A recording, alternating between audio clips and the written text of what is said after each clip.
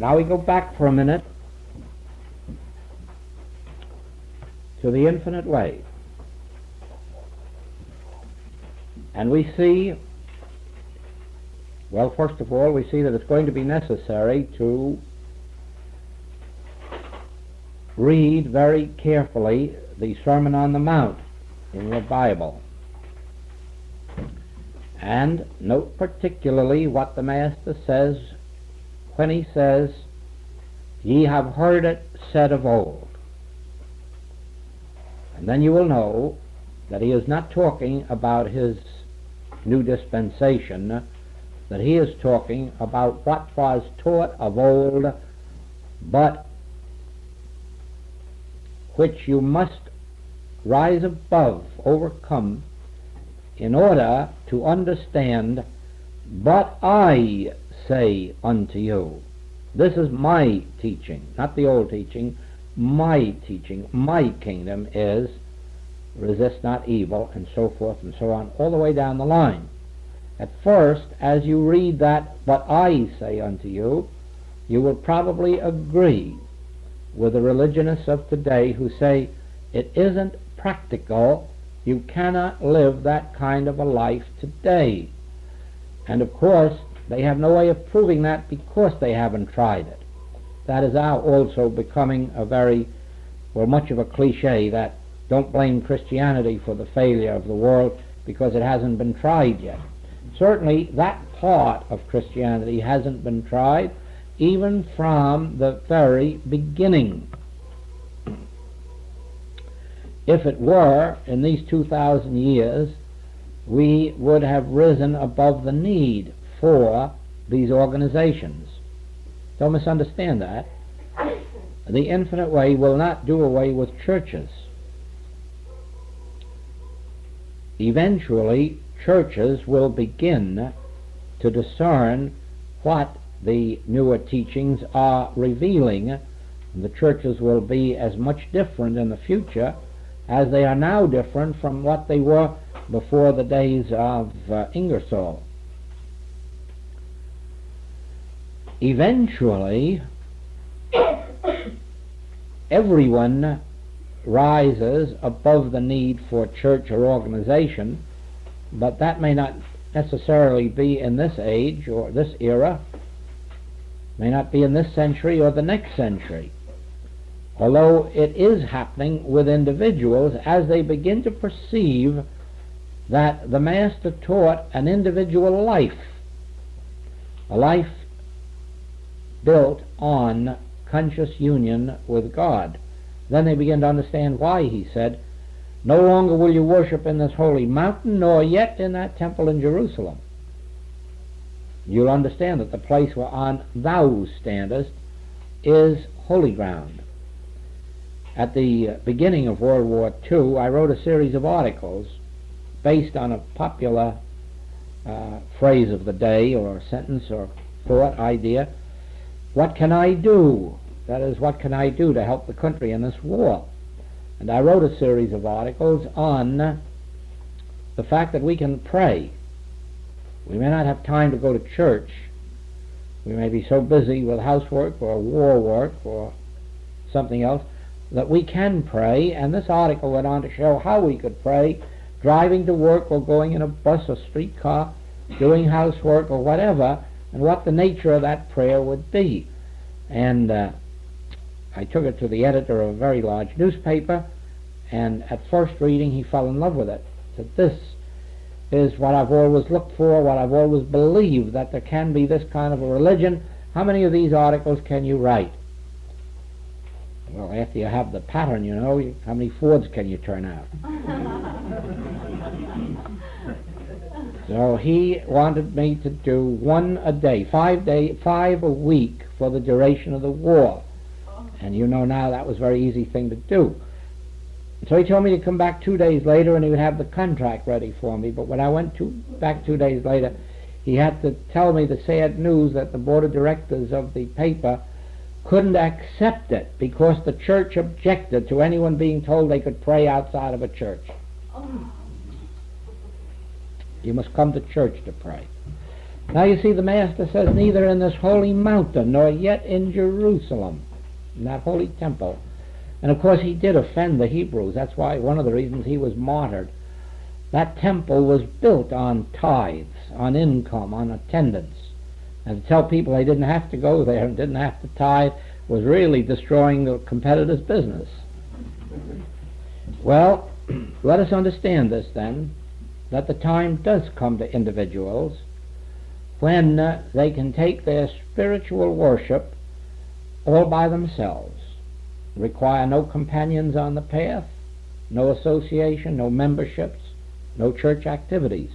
But that isn't for all people at this present time. There are people who feel much more progress in their work when they have others to study with, to work with, to meet with, and even the very act of doing church work helps people to progress.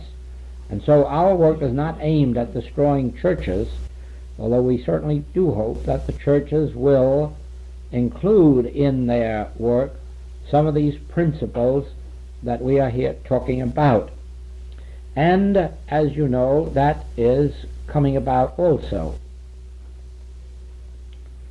Those of you who have been receiving the monthly letter know that the art of meditation has been recommended to the Protestants of all denominations in the United States and in Canada. It is recommended reading. And that the book itself is on sale in many bookshops and bookshelves of Protestant churches. And so a whole new readership is developing, because as they find the art of meditation, they see in it that this author also wrote Practicing the Presence or the Infinite Way, and they decide to investigate that. And so the principles of the Infinite Way are very slowly reaching people inside the Orthodox Church. And it certainly is not our hope, wish, or desire that it separate them from their church, but that they be enabled to bring into their church some of these principles. Now, I started to tell you that the beginning of all this work was the realization that healing work is not based on a power that destroys sin, disease, death, lack, or limitation. It is not based on two powers struggling with each other. And as revelation followed revelation, unfoldment followed unfoldment, this ultimately came. The entire human scene is the operation of one power over another, one power destroying another, one power overcoming another, always resorting to some power to do something to some other power. And when metaphysical and mental healing began, it began on that basis of truth overcoming error, the immortal destroying the mortal, the real doing away with the unreal, so that the two, good and evil, were still perpetuated. Now, come with me for just a few minutes into an inner unfoldment, an inner stillness, in which you are not going to resort to any power to do anything. You are going to resist not evil. You are going to be still and let evil do anything it wants. You will not deny it. You will not affirm it. You will not seek God. You will not fear a devil. Sit at peace. Be still. In quietness and confidence shall be your strength. Can you imagine the enormity of that statement? In quietness and confidence shall be your strength. No struggle, no strife, no battle. Quietness and confidence. The Lord is my shepherd. He maketh me to lie down in green pastures. He leadeth me beside the still waters. He setteth a table before me in the wilderness. He performeth that which is given me to do. He perfecteth that which concerneth me. I shall not fear what mortal conditions can do to me. I and my Father are one. In Him I live, move, and have my being. His grace is my sufficiency in all things.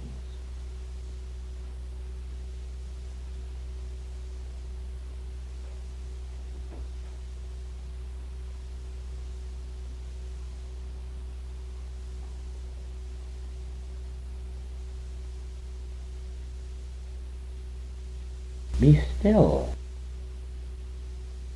You need not fight. The battle is not yours. Be still. Be still and know.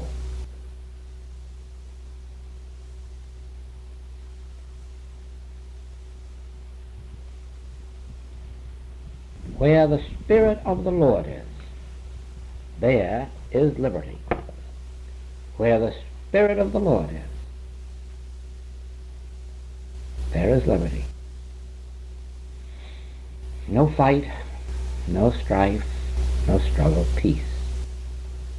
Peace, peace. My peace give I unto thee. My peace, not as the world giveth. Not as the world giveth. Not a peace that comes from destroying your neighboring country, neighboring people. Not a peace that comes from having atomic bombs. Not as the world giveth, give I unto thee. My peace. Nothing shall destroy thee. Nothing shall harm thee. For there is nothing but peace.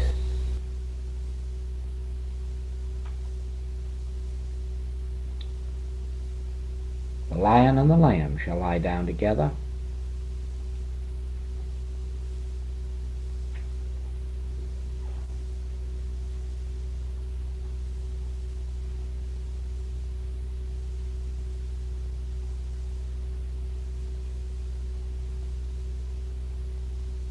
Peace. Be still.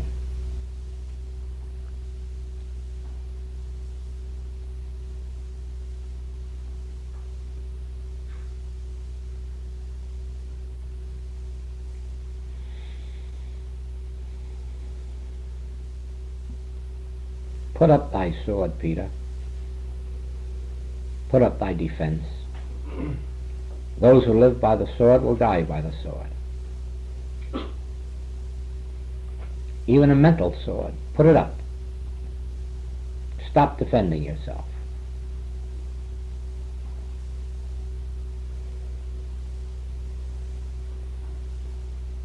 This is not power. This is not evil. Father, forgive them. They know not what they do.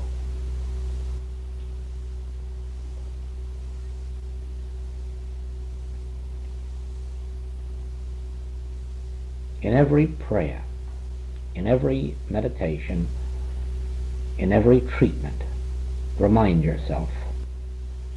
Put up thy sword, Peter.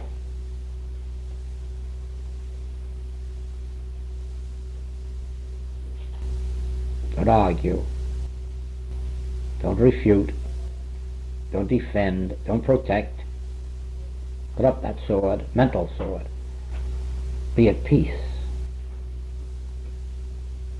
My peace give I unto thee. I shall not fear what mortal man can do to me, for that's but belief, belief, not power. Belief hurts only the believer. Put up thy sword, and quietness and confidence shall be thy strength. God's grace is thy sufficiency.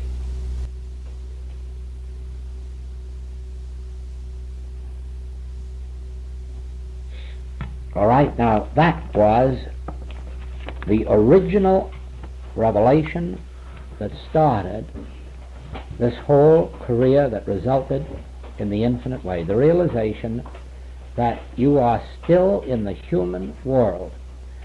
Whether you heal with medicine or whether you heal with thoughts, you're still in the realm of physical healing.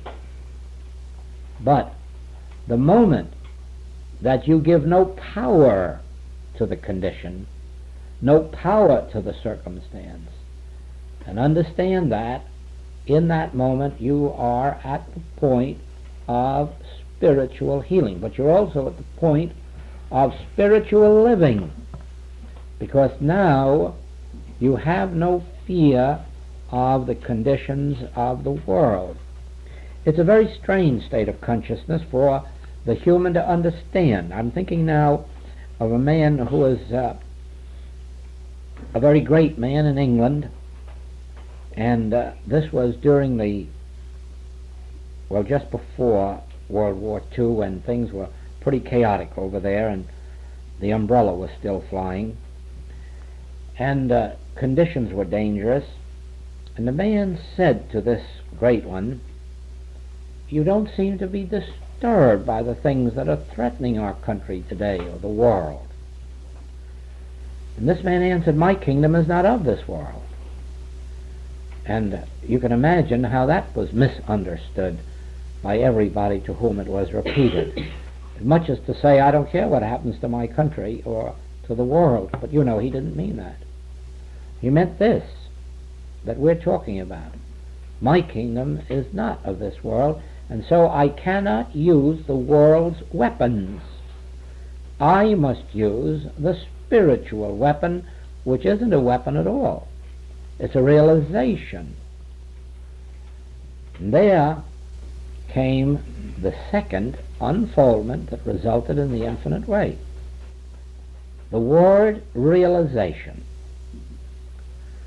The only treatment, the only prayer, the only meditation, the only weapon we have is that one word, realization. When you are in prayer or meditation, regardless of what you think, regardless of what thoughts come to you, you are only in the process until the moment of realization comes, and in that moment of realization there is what we call healing or redemption, whatever the nature of the God's grace must be. The words we speak are not power. The thoughts we think are not power.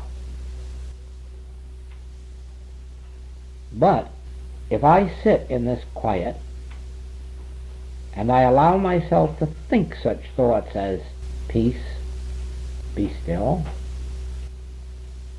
The victory is to be achieved not by might, nor by power, but by my Spirit. I'm not seeking for a power to destroy something. Oh no, thy grace, Father, thy grace is my sufficiency. Thy presence is a lamp unto my feet.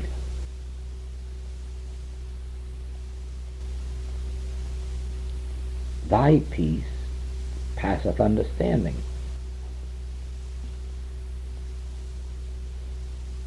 In thy presence is fullness of life.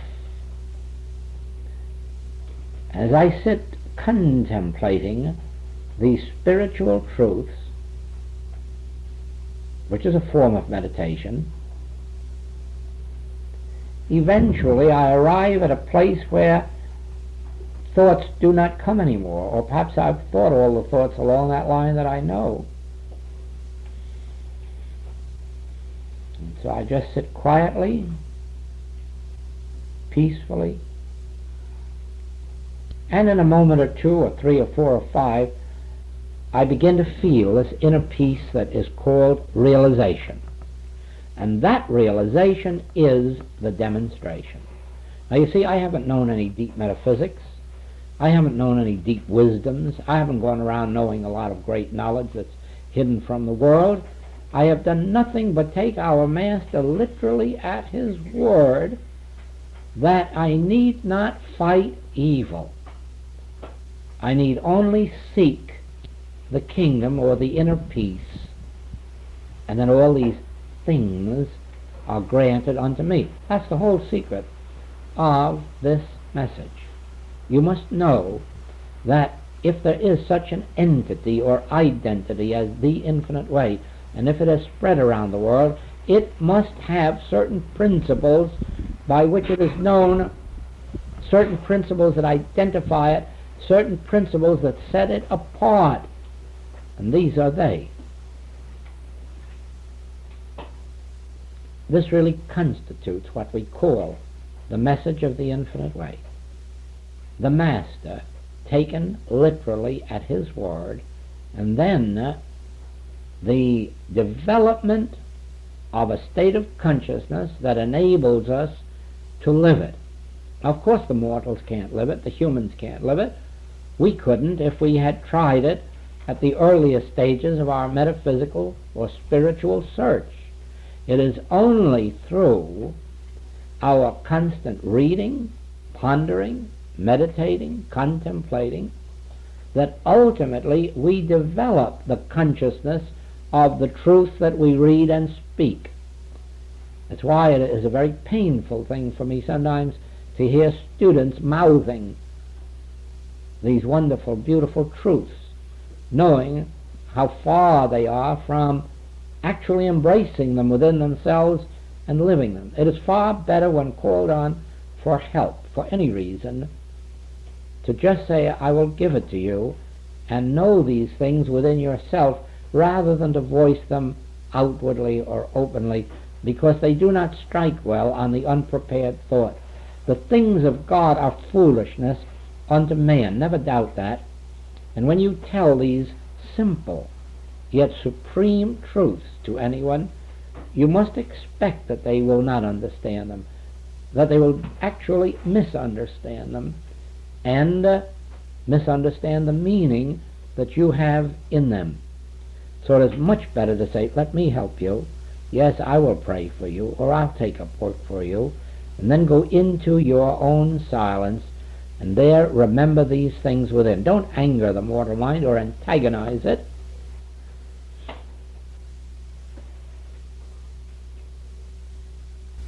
Don't resist evil. Sit back and be at peace. In the human world, they have two powers, and they have a sword to protect themselves. In the mental realm, they have thoughts that are power. But in the spiritual realm, we don't have any power. We have only the grace of God, which fills us. We don't need any power. God's in his heaven. All's well with this world.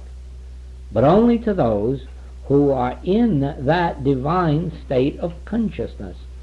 To the others, the human mind is causing a turmoil. And you watch this, that as a rule, when error is presented, any form, evil in any form, is presented to your thought, there's a resistance in you to it.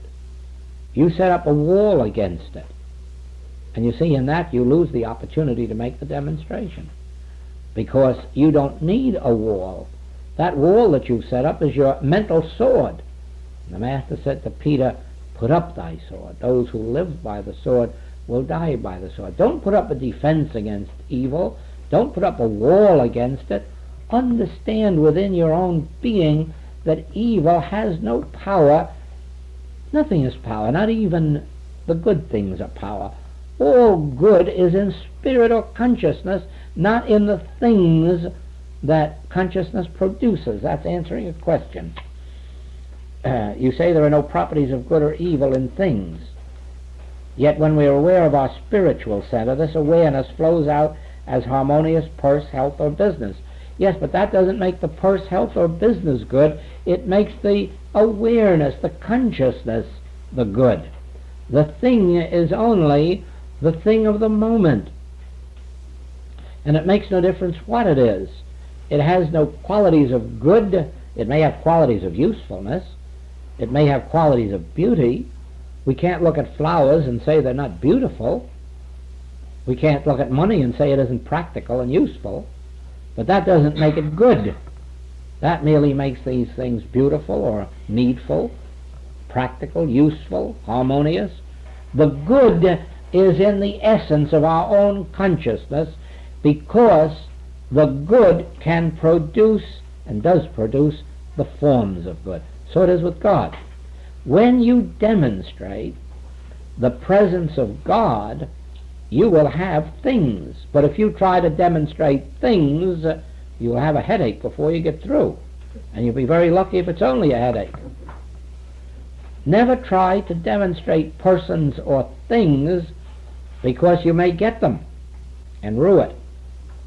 But center your attention on demonstrating a realization of God's presence. Where the Spirit of the Lord is, there is liberty. Demonstrate the Spirit of the Lord. Demonstrate the realization of God's presence, and you'll find that that presence will appear tangibly as every form needful to your experience. But that doesn't make the form good. That makes the consciousness that brought it forth good.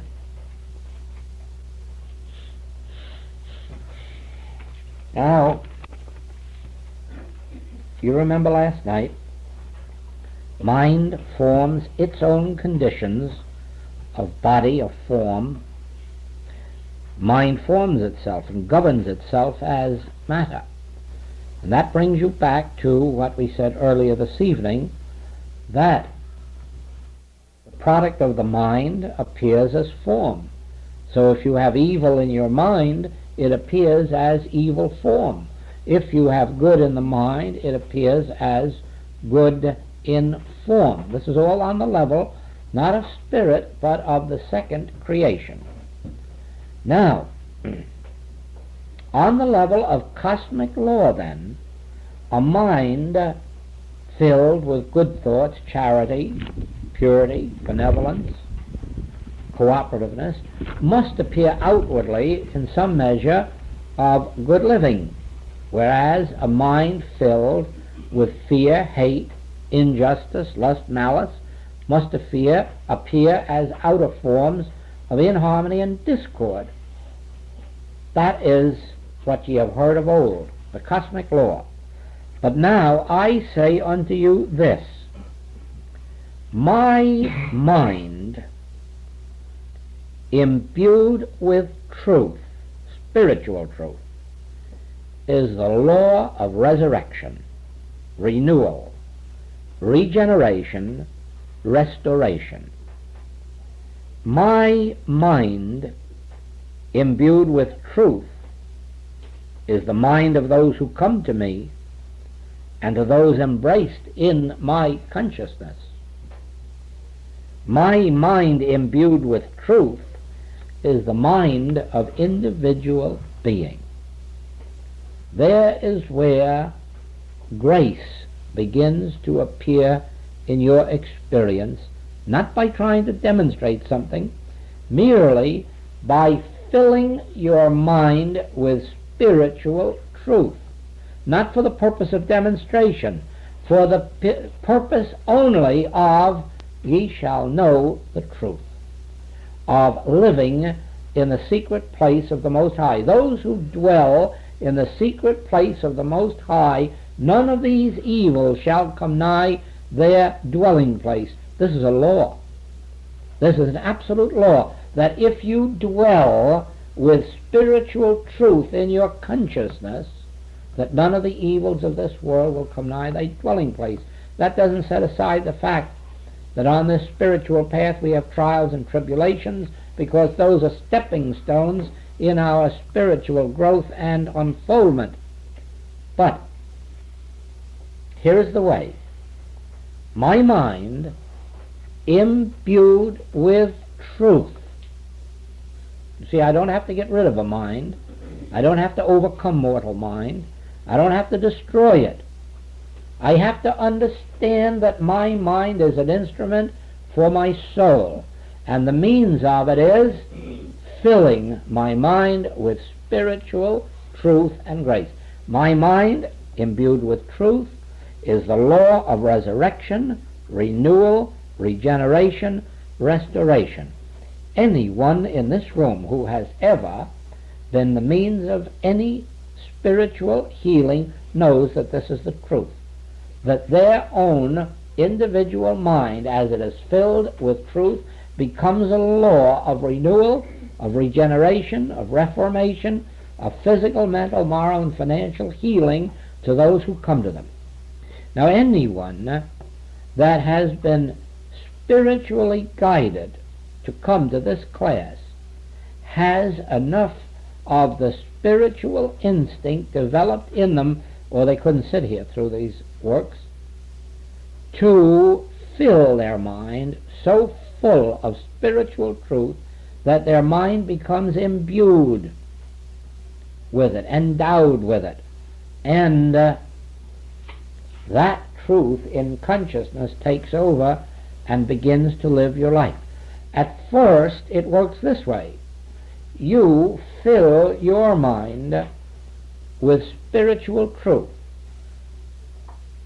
not with a truth that's going to overcome something or do something, just truth, filling it with truth. I and my Father are one. God's grace is my sufficiency.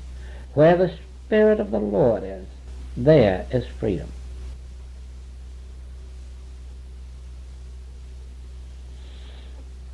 Living in that atmosphere, filling consciousness with these truths for a certain length of time, and the time differs with each one, there comes a specific day, a specific moment, when that truth takes over the mind.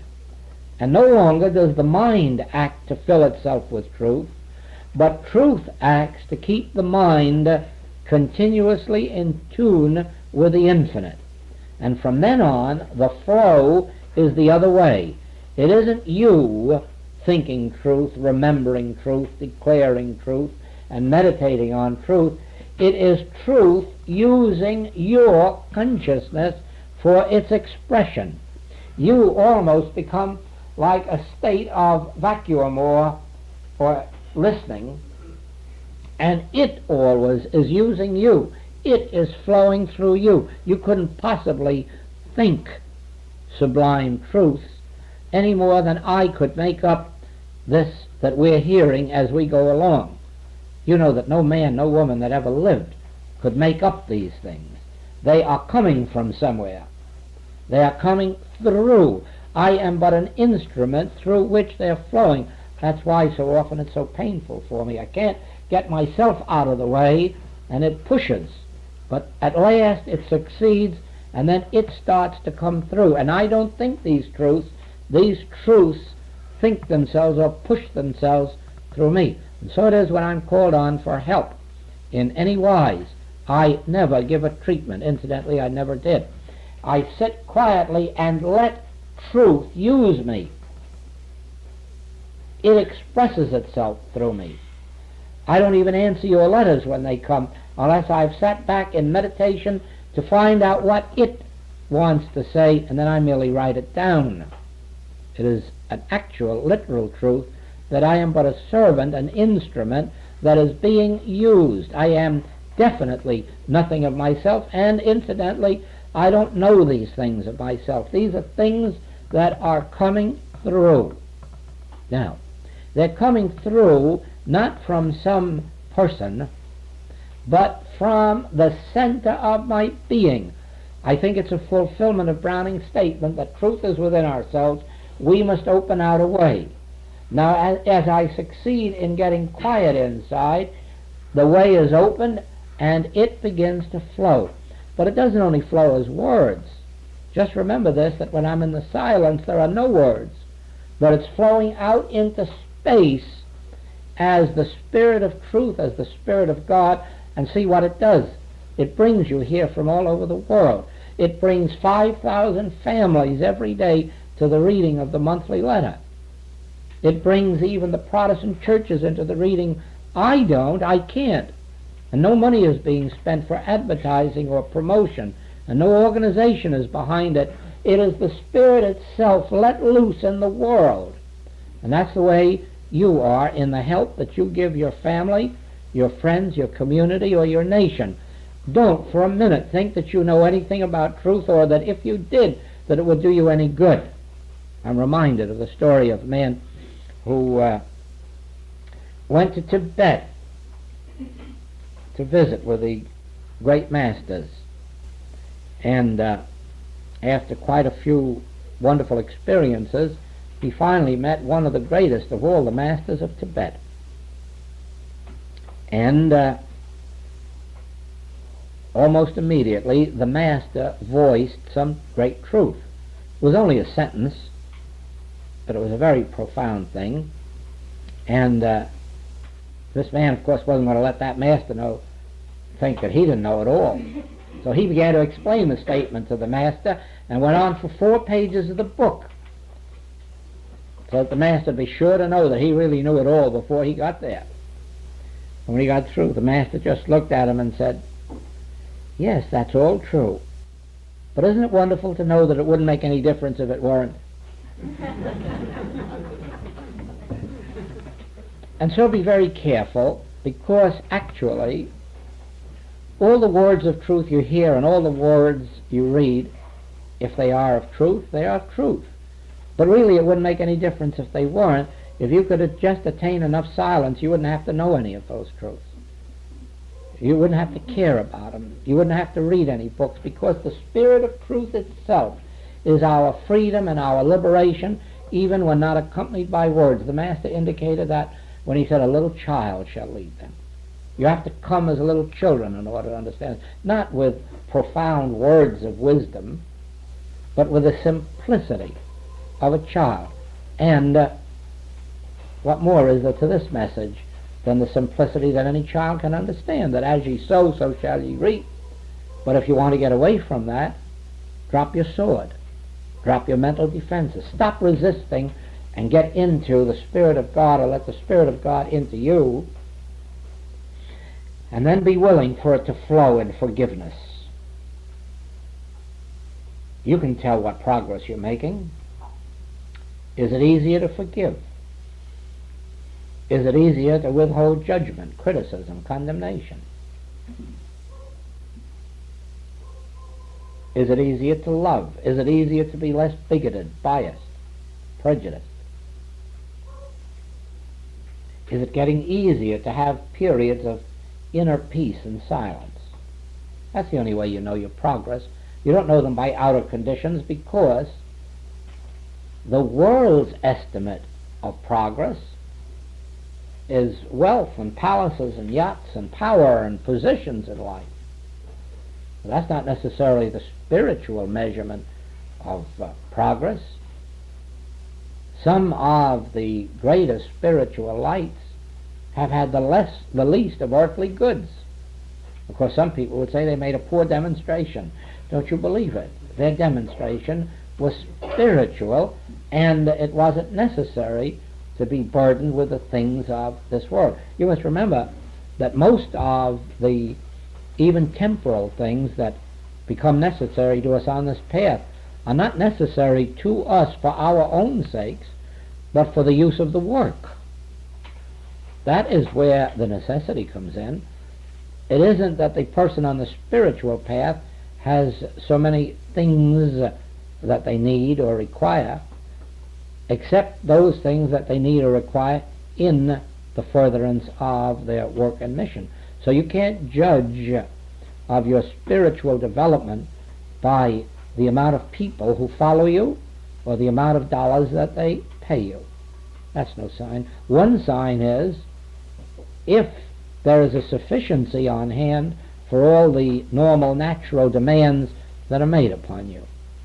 If they aren't, it's because you aren't high enough yet in spiritual consciousness, because when one has dropped the sword and settled back into an inner peace, there is a source of supply that continuously flows to meet our normal, natural needs. I don't think it takes thought of tomorrow as to whether there's going to be a depression or not. I think it takes thought of our immediate needs, but incidentally in its working, there's no limitation of that kind. There are always 12 baskets full left over to share.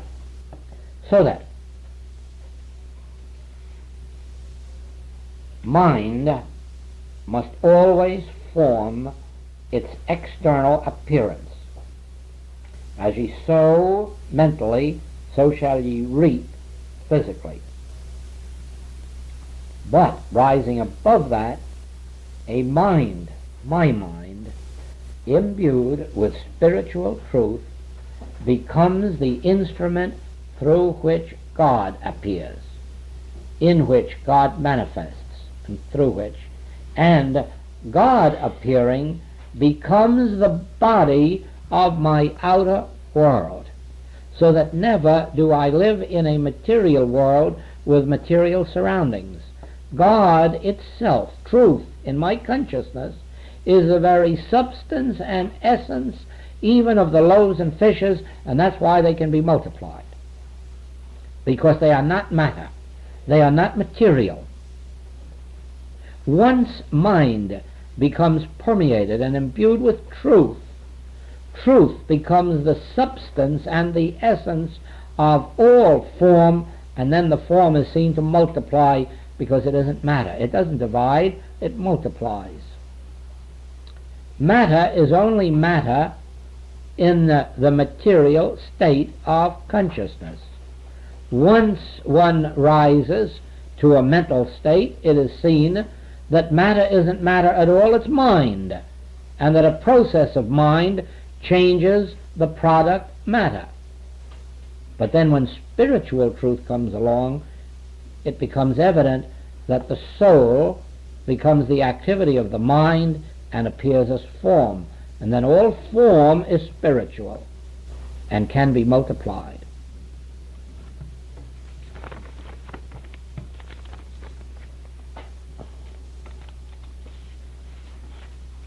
That brings us to another question. It can be understood why a mature person does not progress due to their materialism, but why the death and suffering of a small child? And the answer is twofold. First of all, the child is not, as an infant, a realized spiritual identity, and therefore it is not living a life of its own. Its life is being lived by its parents and by the beliefs of the world surrounding it. Every child, the minute it's conceived, is under the law. And being under the law, it is subject to both good or evil. It can be born as a perfectly humanly, normal, natural child. It can be born completely deformed, mentally or physically, because of certain material conditions or beliefs that say so. Now, anybody's child may be perfect, and anyone's child may be imperfect. There have been just as many bad children come out of wealthy homes and cultured homes as have come out of the slums. And the reason is that the law of matter and the law of mind is operating.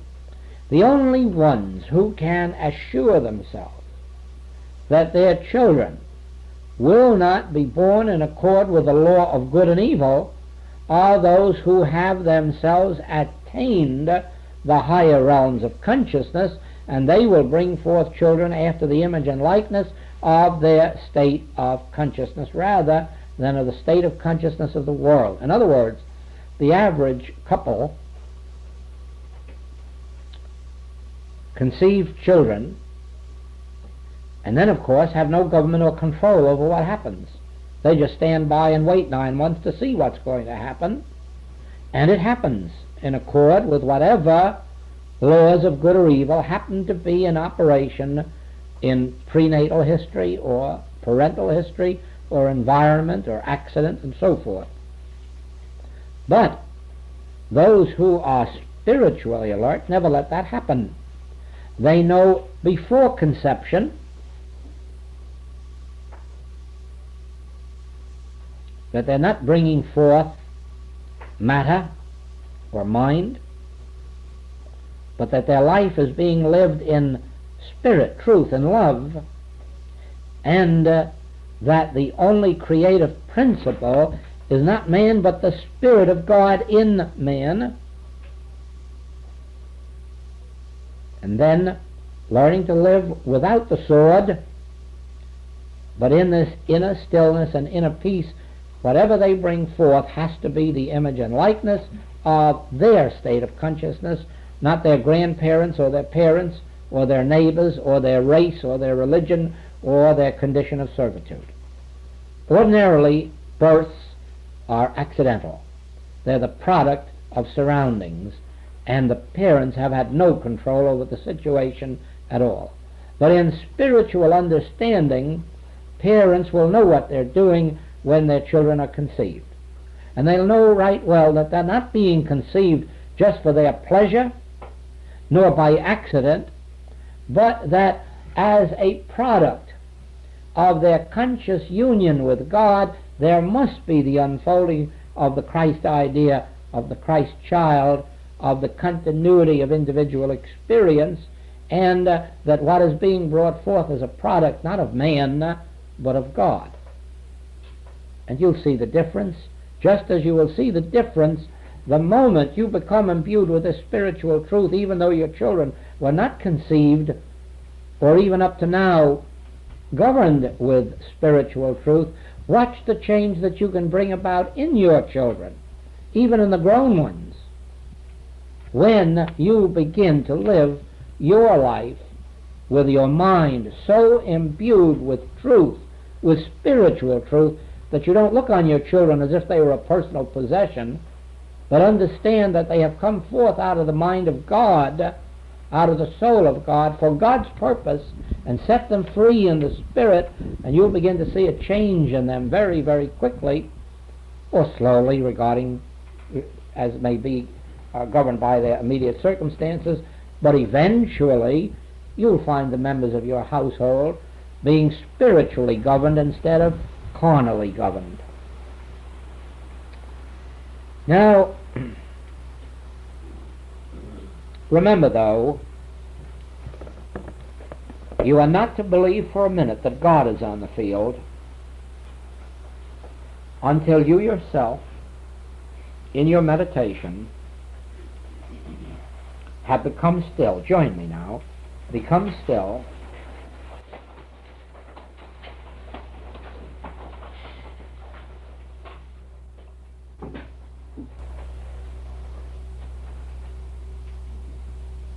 Now give up your desires, even your desire for God. Don't even have that.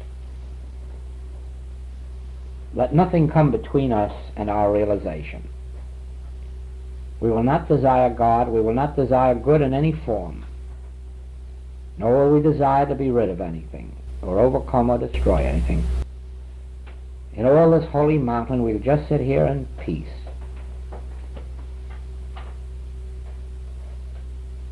And in our contemplation,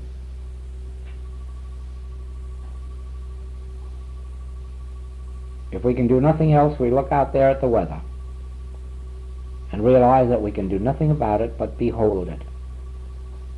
We are not the creators of weather. We're not the maintainers or sustainers of weather.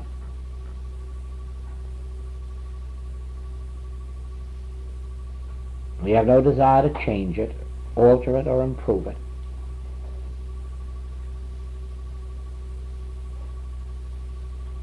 We are witnesses. And so let us witness God's weather.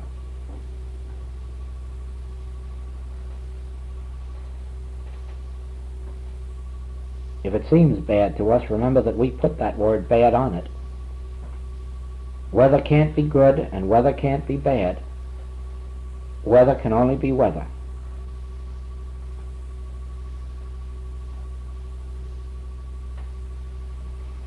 So let's have no sword, no desire to stop it, change it. Just be a witness to the weather that God gives.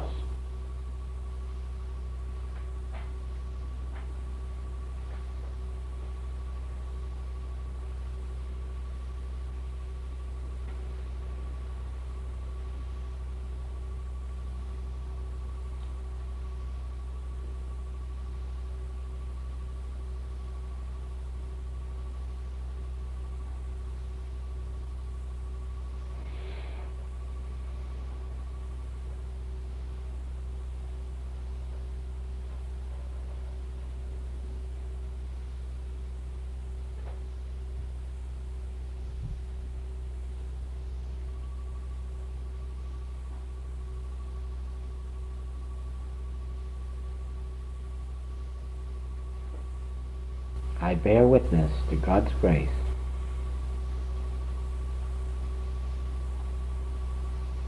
Where the Spirit of the Lord is, there is liberty.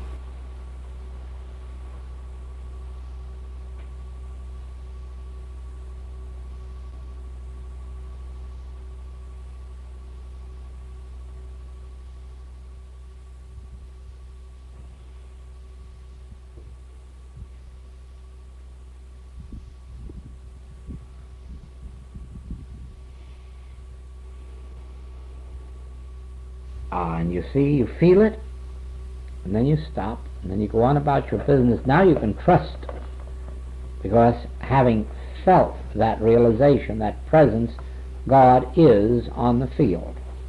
Only remember, this must be renewed in us a dozen times a day or more, until the day comes when it isn't just from period to period, but when it's a continuing experience around the clock, when you're virtually never out of the mood in which you are in this moment. And that day does come. No matter what the outer circumstances are, no matter what the news is, no matter what's going on, inwardly you are in a rhythm that nothing in the outer circumstance upsets or destroys or annoys. And that is the infinite way. Well, that is it for tonight. And we'll see you tomorrow night at the same time. And remember that those who would like to come out and visit with us tomorrow afternoon, come between 1 and 3. We'll be happy to see you and show you our weather even when it's raining.